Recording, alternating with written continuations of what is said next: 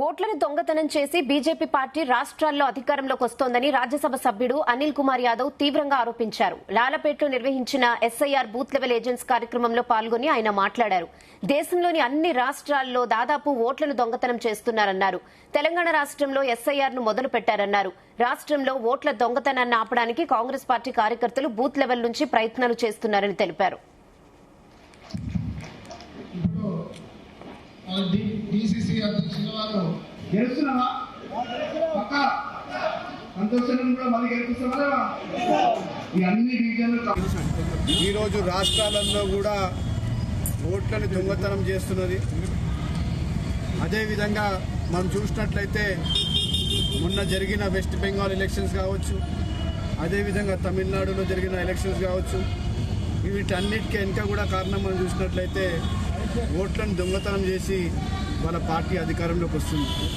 మరి ఇదే క్రమంలో మన తెలంగాణ రాష్ట్రంలో కూడా ఈ ఒక దొంగతనం ఎక్సర్సైజ్ని మొదలుపెట్టిన బీజేపీ కేంద్ర ప్రభుత్వం ఆదేశాల మీదకి తెలంగాణ రాష్ట్రంలో ఈ యొక్క ఎస్ఐఆర్ కార్యక్రమాన్ని మొదలుపెట్టారు. మరి ఒక దొంగతనాన్ని అడ్డుకోవడానికి మా వంతు కాంగ్రెస్ పార్టీ తరఫున మా బూత్లో ఉన్న బూత్ వారియర్స్ అందరినీ కూడా మేమందరం ఫీల్డ్లో ఉండి ఈ యొక్క దొంగతనాన్ని ఆపడానికి మేము ప్రయత్నం చేస్తున్నాము. మరి దాన్ని ఉద్దేశించి ఈరోజు సికింద్రాబాద్ నియోజకవర్గంలో మా బూత్ లెవెల్ ఏజెంట్ల కార్యక్రమం ఆర్గనైజ్ చేయడం జరిగింది.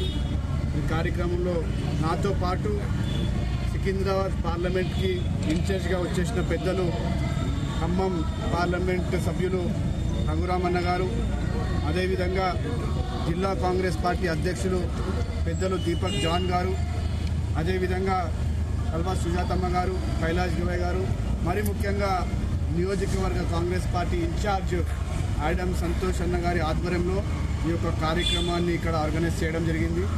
మరి రాబోయే రోజుల్లో చాలా డీటెయిల్డ్గా ఈ యొక్క ఎక్సర్సైజ్లో కాంగ్రెస్ పార్టీ ప్రతి ఒక్క బూత్ సోదరుడు ఇలా ఇన్వాల్వ్మెంట్ అయ్యి